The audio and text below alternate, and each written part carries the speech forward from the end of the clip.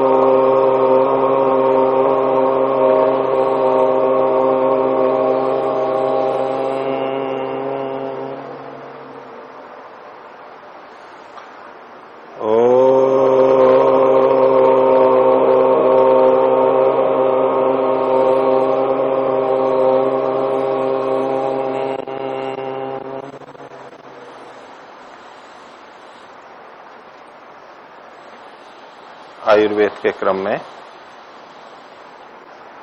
स्वस्थ रहने के लिए वात, पित्त और कफ इन तीन का सम अवस्था में रहना आवश्यक है। ये कम या अधिक होते हैं तो कोई समस्या हो सकती है, होती है। वात, पित्त, कफ कैसे कैसे बढ़ते हैं? भोजन से, अवस्था में, दिन रात में, भोजन की अवस्था क्या है वो, और प्रकृति आदि, ये कुछ बातें कल आपके सामने रखी थी। अब काल का ही एक विभाग है ऋतु। ऋतु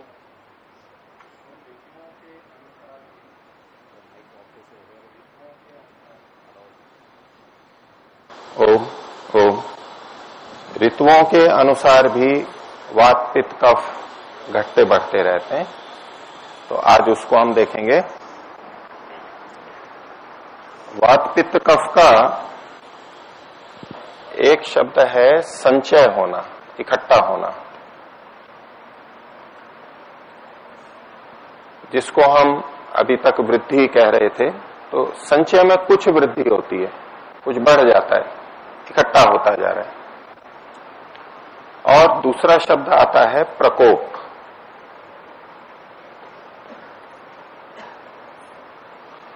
बढ़ने के बाद में अब वो उभर जाता है। एक तो केवल वैसे ही अपनी जगह जमा होता जा रहा है, और एक फिर वो क्रियाशील हो जाता है, रोगोत्पादक हो जाता है। उसको कहते हैं प्रकोप हो जाना। और तीसरा है प्रशम, यानी उसका शमन हो जाना। ये जो प्रकोप हुआ है, बढ़ा है, उसका कम हो जाना, नीचे आ जाना। तो संचय, प्रकोप और प्रशम, ये दोषों का होता है।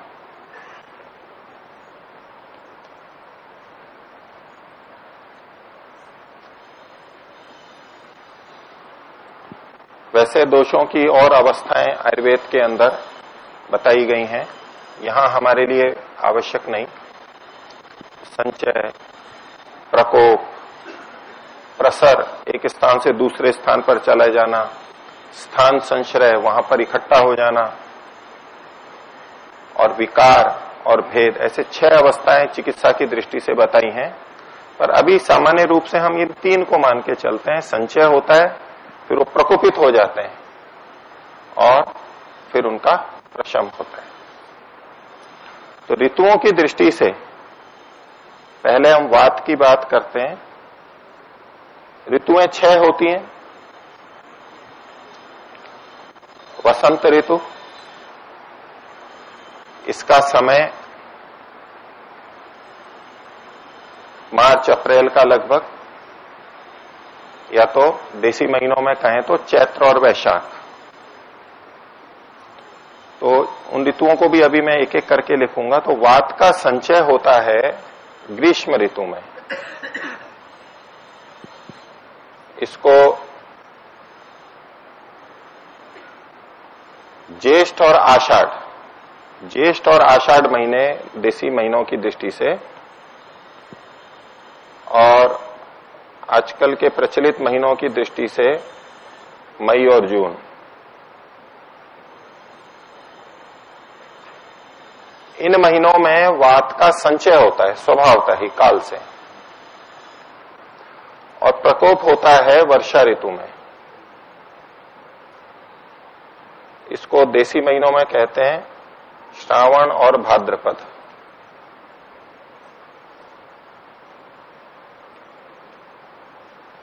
और वैसे हम कहेंगे तो जुलाई अगस्त का महीना, बारिश जिस समय अधिक होती है।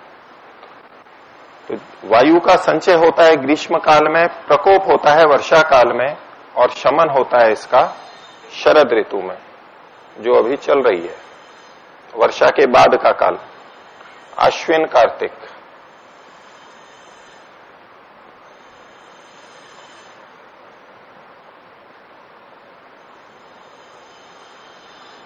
ये सितंबर अक्टूबर का हो गया समय।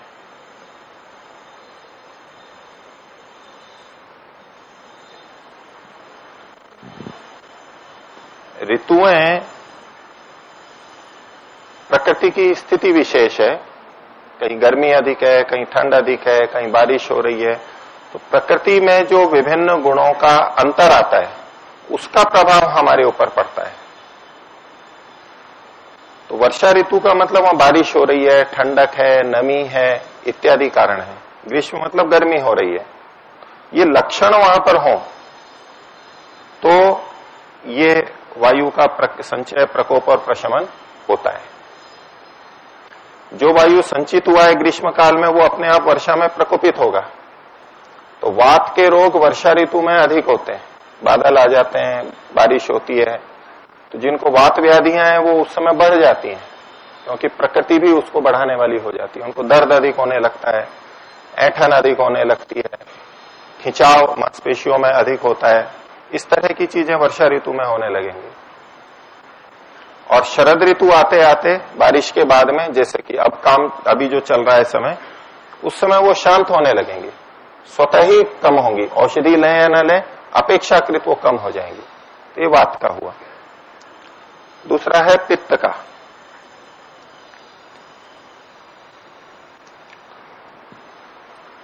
पित्त का संचय वर्षा ऋतु में होता है। ये संचय वर्षा ऋतु में होता है।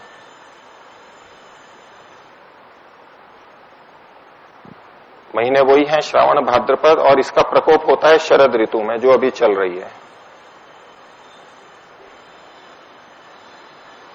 इस काल में बहुत से व्यक्तियों को उल्टियां होती हैं, पीली पीली उल्टी होगी, कड़वी कड़वी उल्टी होगी, बुखार होगा, और बुखार होगा तो आंख में जलन होगी, मूत्र में जलन होगी, ऐसे जलन होगी, गर्मी लगेगी, पित्त का प्रकोप होगा, ऐसी चीजें यहां पर होती हैं। तो ये पित्त का प्रकोप काल अभी चल रहा है, शरद ऋतु। और इसके बाद में, शरद के बाद में ऋतु आती है हेमंत। उसमें स्वभावतः इसका शमन हो जाता है पित्त का। ये महीने होंगे मार्गशीर्ष पौष।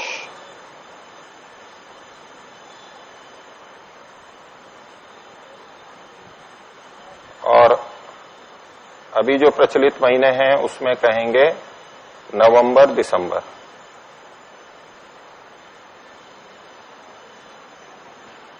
पित्त का अपने आप को शमन होगा। पित्त से संबंधित व्याधियां यहां बहुत कम होंगी, हो सकती हैं।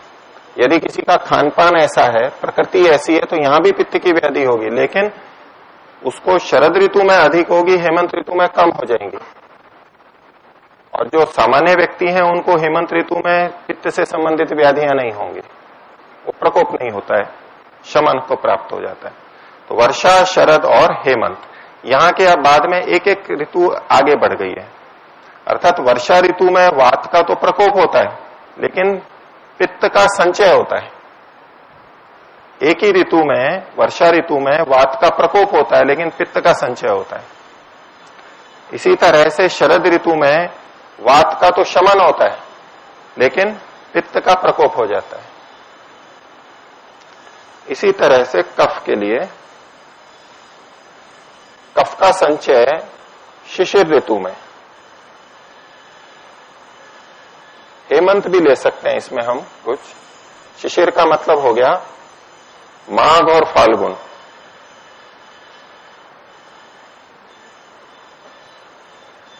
इसको प्रचलित महीनों में आजकल ले सकते हैं जनवरी फरवरी।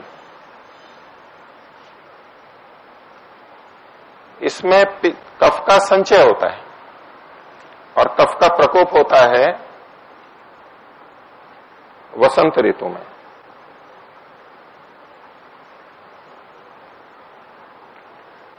वसंत का मतलब हो गया चैत्र और वैशाख।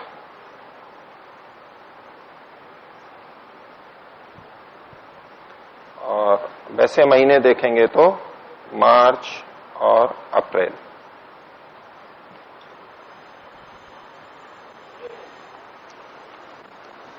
शिशुर में वो संचय हुआ और जब ठंड गई, थोड़ी गर्मी बढ़ी तो उसका प्रकोप हो जाता है।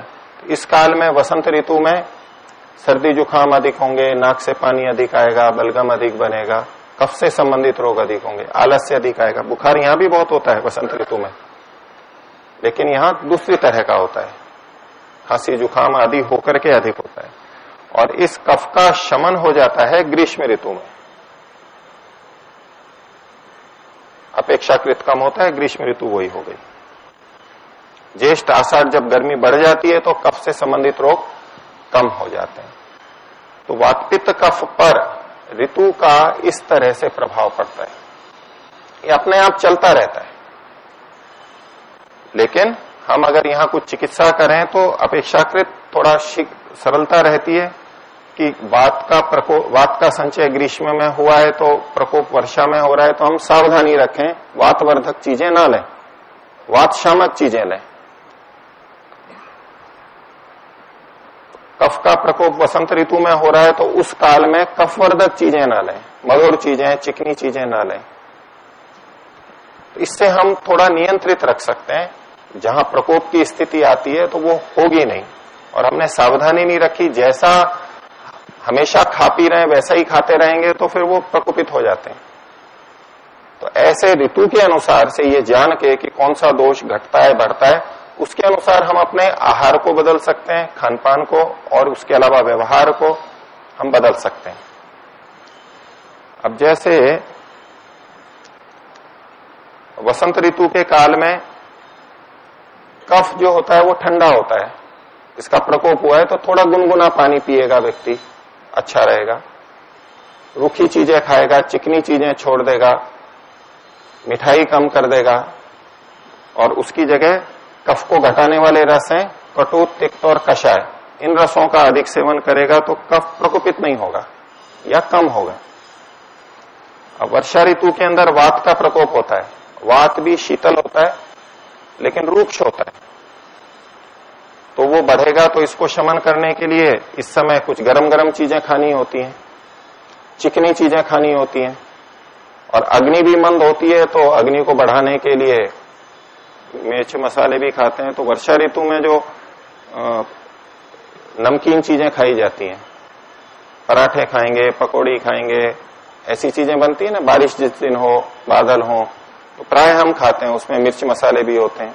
उसको गरम गरम खाना चाहते हैं हम, तो गरम खाएंगे, वात जो होती है वो शीतल होती है, वो उसका शमन होता है। इसी तरह से तेल का प्रयोग करते हैं उसमें, उससे वायु का शमन होता है। अपनी अपनी ऋतु के अनुसार से ये सब चीजें हमारे को आहार विहार के अंदर दी जाती है। तो वातपित्त कफ के बढ़ने घटने का मैंने कुछ वर्णन आपके सामने रखा। इसमें किसी को कुछ पूछना हो, कल वाले में भी पूछ सकते हैं और आज वाले में भी, विषय से संबंधित ही पूछेंगे। कुछ प्रणाम आचार्य जी। कल दिन और रात्रि के अकॉर्डिंग वातपित्त कफ की अवस्था बताई थी कि जैसे सुबह 6 से 10 में कफ बढ़ता है, तो अगर कोई व्यक्ति अपनी दिनचर्या बदल दे, मतलब और काफी लंबे समय तक, जैसे 4 बजे सोता है 12 बजे उठता है, तो उसके अकॉर्डिंग भी ये अवस्था चेंज होती है। तो इनका प्रश्न ये है कि वैसे तो दिन के हिसाब से बताया था कि वातपित्त कफ कब कब बढ़ते हैं, लेकिन अगर कोई अपनी दिनचर्या बदल दे तो उसमें थोड़ा अंतर पड़ेगा। कि जो व्यक्ति रात्रि में जग रहा है, तो रात्रि का जगना रूक्ष माना जाता है, रूखापन पैदा करता है।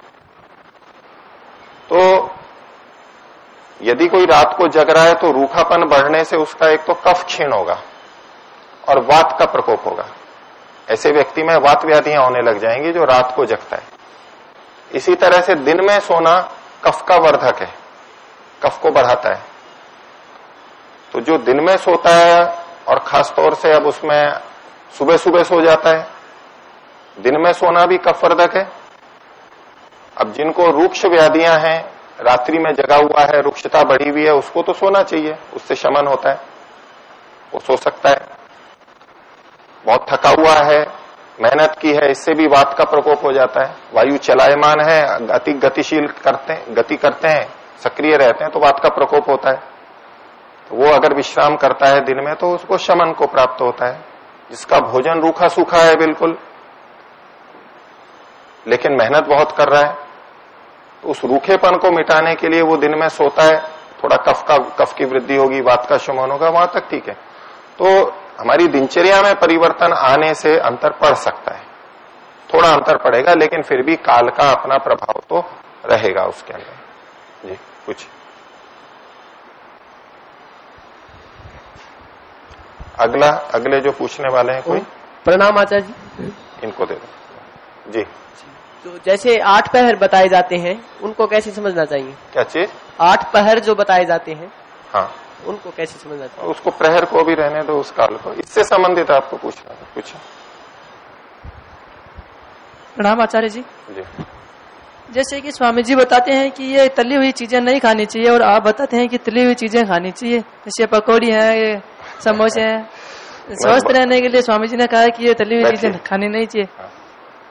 तो मैंने तो अभी एक ही बार कहा है। आप कह रहे हो स्वामी जी बताते हैं, मैं बताता हूं मतलब मैं बार बार बताता हूं, तो आपको हो कि मैंने तो अभी के संकेत मत किया, आप यूं कहो कि आपने बताया। बताता हूं का मतलब अलग है और बताया ही अलग अर्थ होता है। तो ये ऋतु के अनुसार है। स्वामी जी का अभिप्राय क्या है कि लोग हर समय तली भुनी चीजें ही पसंद करते हैं, क्योंकि जिह्वा को अच्छी लगती है। रोटी की जगह पराठा अधिक खाएंगे, बार बार खाएंगे, रोज कचौरी समोसे खा रहे हैं। ये जो प्रवृत्ति है वो हानिकारक है। लेकिन ऋतु के अनुसार अगर हम ये सेवन करते हैं तो ये किया जा सकता है, इससे हमारा स्वास्थ्य ठीक रहता है। ऋतु के अनुसार भोजन बदलना होता है। हमारे परंपरागत भोजन में भी बदलाव रहता ही है, हम ऐसा भोजन करते हैं कुछ कुछ, पर आजकल हर ऋतु में सब तरह के भोजन होने लग गए, कोई अंतर ज्यादा नहीं रहा। ऋतु के अनुसार औषधियां आती हैं बाजार में, वनस्पतियां आती हैं, अन्न आते हैं, ऋतु के अनुसार खाते हैं। उन ऋतुओं की चीजों में इसका संतुलन भी मिला हुआ रहता है। पर आजकल वो सब्जियां भी कभी भी आती हैं, तेल की पकौड़ियां हैं तो वो भी कभी भी बनती हैं, हर समय बनती रहती हैं, प्राय बनती रहती हैं, वो ठीक नहीं है। और उसको व्यक्ति अधिक खाता है तो अग्नि मंद होती है और दोष पैदा होते हैं, फिर चिकनाई ज्यादा जाती है, उससे रोग होते हैं। और मिर्च मसाले ज्यादा खाते हैं, उससे रोग होते हैं, ये है। लेकिन अगर संतुलित रूप से किया जाता है, स्वास्थ्य को ध्यान में रखते हुए, तो ये करना होता है। प्रकृति अलग अलग है। किसी की मान लीजिए कफ प्रकृति है और वो भी सबकी तरह से उतना ही घी खाए, उतना ही दूध पिए, उतना ही दही मलाई ये सब चीजें खाए मीठा, उसको बहुत समस्या हो जाएगी। और जो वात प्रकृति वाला है वो अगर इन चीजों को अधिक खा लेता है तो उसको समस्या नहीं होगी। तो अपनी प्रकृति के अनुसार कुछ चीजें बदलनी होती है, तभी हम सम रख पाएंगे। क्योंकि इनको त्रिदोषों को सम रखना ये स्वास्थ्य का लक्षण है, स्वास्थ्य आएगा उससे। तो जहां किसी भी तरह से ये ऊपर नीचे हो रहा है तो प्रकृति से ऊंचा नीचा होगा, हम रोक नहीं सकते। हम कहां रोक सकते हैं? हम खान पान को बदल करके, विपरीत खान पान को करके उसको कम कर सकते हैं। जो बढ़ा हुआ है, जिसको कफ बढ़ा हुआ रहता है, वो मिर्ची है, कड़वा है, ऐसे रसों का सेवन करके उसको कम कर सकता है। जिसका वात बढ़ा हुआ है वो तेल आदि का सेवन करके उसको कम कर सकता है। अपनी प्रकृति के अनुसार आहार को बदलना होता है, तब हम सम रख पाएंगे। ऐसे ही यूं ही चलते रहेंगे तो नियंत्रण नहीं हो पाएगा, उसमें फिर समस्या आएगी। तो बीच बीच में कभी लेते हैं, उसके लिए स्वामी जी भी संभवतः निषेध नहीं करते होंगे। यहाँ आपके बनवाते भी तो रहते होंगे बीच में, या बनता ही नहीं है? बनता है तो फिर उनके निषेध का ये अर्थ नहीं लेना चाहिए ना कि वो बिल्कुल मना कर रहे हैं, यथा समय वो सब चीजें बनती हैं। कुछ तो क्या आचार्य जी इनको 2 महीने लगातार खा सकते हैं क्या? लगातार खाने की आवश्यकता नहीं है, लेकिन इन दिनों में, वर्षा ऋतु में, सब्जी में तेल हम बढ़ा सकते हैं। तेल इसके शमन का एक उपाय है। आयुर्वेद में वात पित्त कफ के शमन के लिए श्रेष्ठ चीजें कुछ 3 गिनाई है प्रतीक के रूप में कि ये सबसे श्रेष्ठ चीज है। तो वात के लिए सबसे श्रेष्ठ चीज मानी गई है तेल।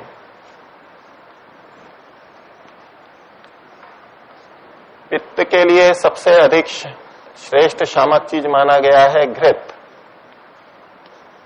और कफ के लिए सबसे श्रेष्ठ चीज मानी गई है शमन के लिए मधु, शहद। एक सामान्यता है, अगर किसी की वात वृद्धि है, वात वृद्धि का काल है, तो तेल को हम बढ़ा सकते हैं। और तेल का खाना केवल पकौड़ी में ही नहीं होता है, पराठे में ही नहीं होता है, सब्जी में भी हम तेल को बढ़ा सकते हैं। सभी तेल ले सकते हैं, लेकिन तेल में तिल का तेल आयुर्वेद में अधिक मुख्य माना जाता है। बाकी आप दूसरे भी तेल लेंगे तो उससे भी इसका शमन होगा। और पित्त की वृद्धि हो रही है, जैसे कि ये शरद काल है, अगर पित्त बढ़ रहा है तो उस समय में घृत का सेवन हम बढ़ा सकते हैं। घृत के सेवन से पित्त का शमन होता है। और कफ अगर बढ़ा हुआ है, सर्दी खांसी जुकाम है, उस समय अधिक कफ निकल रहा है, तो शहद का प्रयोग किया जाता है, वो उसको शमन करता है। इसी तरह से इनके शोधन के भी विशेष उपाय आयुर्वेद के अंदर बताए गए कि जब बहुत अधिक बढ़ जाते हैं तो शोधन करना होता है, उनको निकालना होता है। इसको ऐसे समझिए कि बारिश के बाद यदि पानी जम जाए तो उसको कैसे हम सुखाते हैं। अगर थोड़ा बहुत होता है तो वो अपने आप ही सूख जाता है, कुछ करना नहीं होता। तो वात पित्त कफ थोड़े बहुत ऊंचे नीचे होते हैं, वो तो अपने आप ठीक होते रहते हैं, शरीर अपने आप ठीक करता रहता है। लेकिन थोड़ा कीचड़ हो गया है और हमें उसको ठीक करना है, तो क्या करना होगा? थोड़ा मिट्टी विट्टी ला करके भी डालेंगे, ये करेंगे। और यदि बहुत अधिक पानी भरा हुआ है तो अब मिट्टी डालने से काम नहीं चलेगा, और वो पानी निकालना पड़ेगा।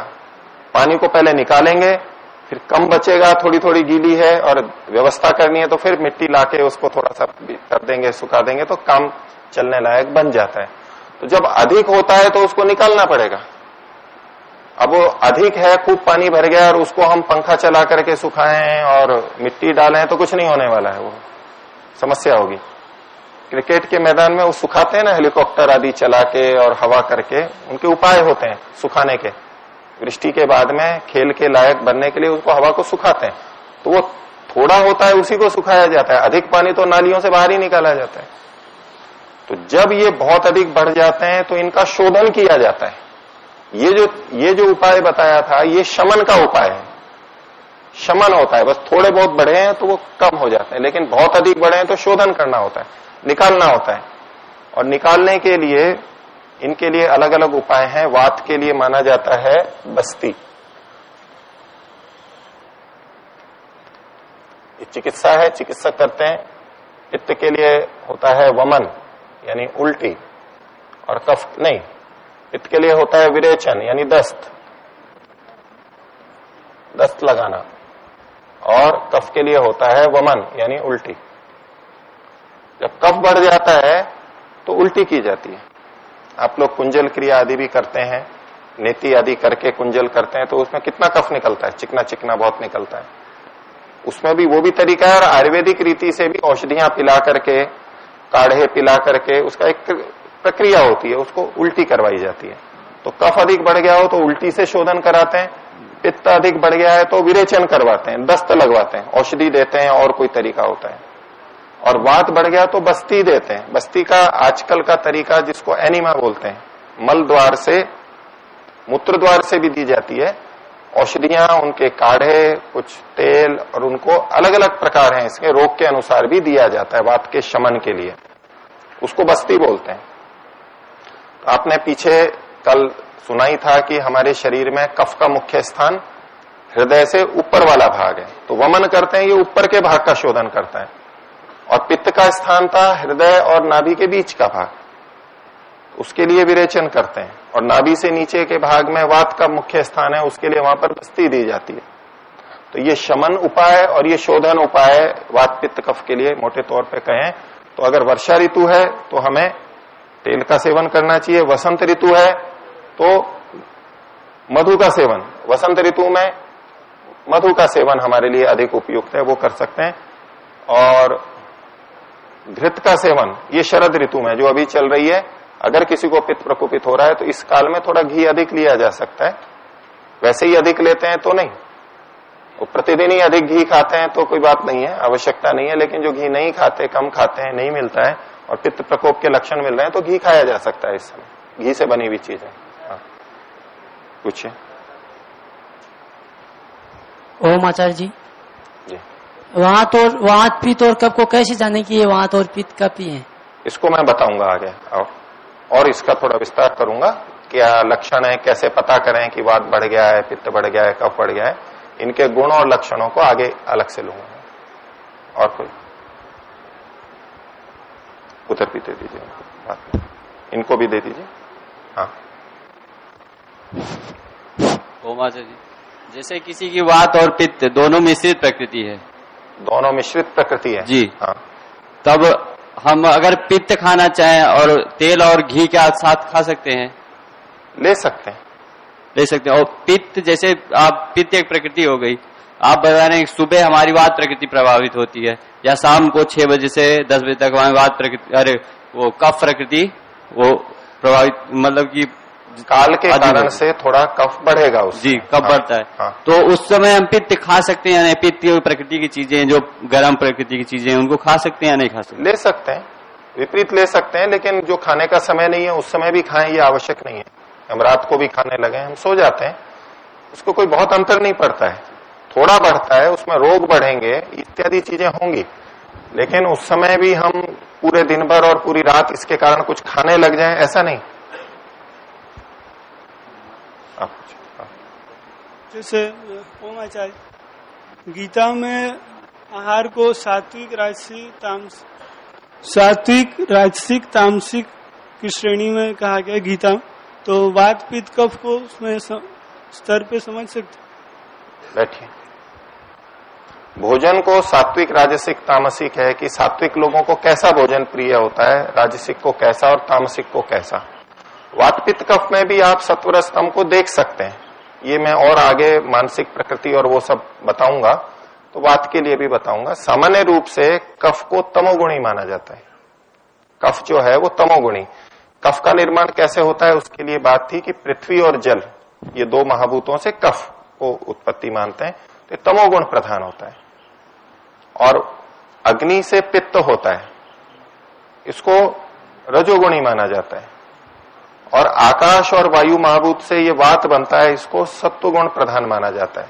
कुछ इसमें परिवर्तन भी करते हैं, वात को रजोगुणी मानते हैं और पित्त को सत्वगुण वाला भी मानते हैं, थोड़ी मिश्रण है इनमें, लेकिन मोटे तौर पे वात पित्त कफ में भी सत्वर स्तंभ की दृष्टि से ये कथन किया जा सकता है। तो अभी आज इतना ही विषय रखते हैं और आगे प्रश्नों का अवसर आपको रहेगा। 3 बार ओम का उच्चारण।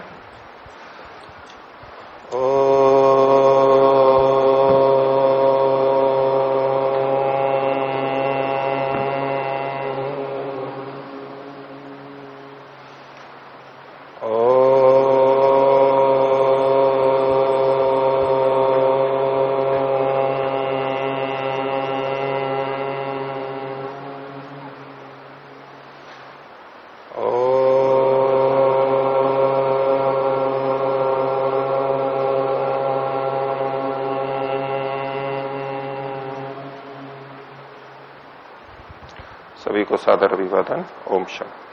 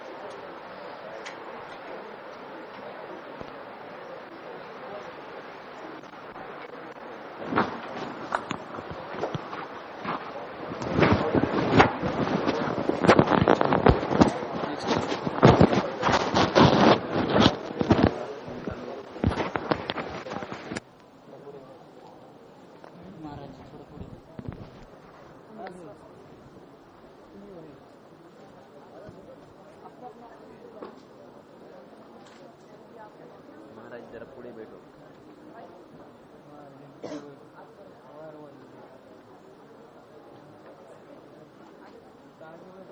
बस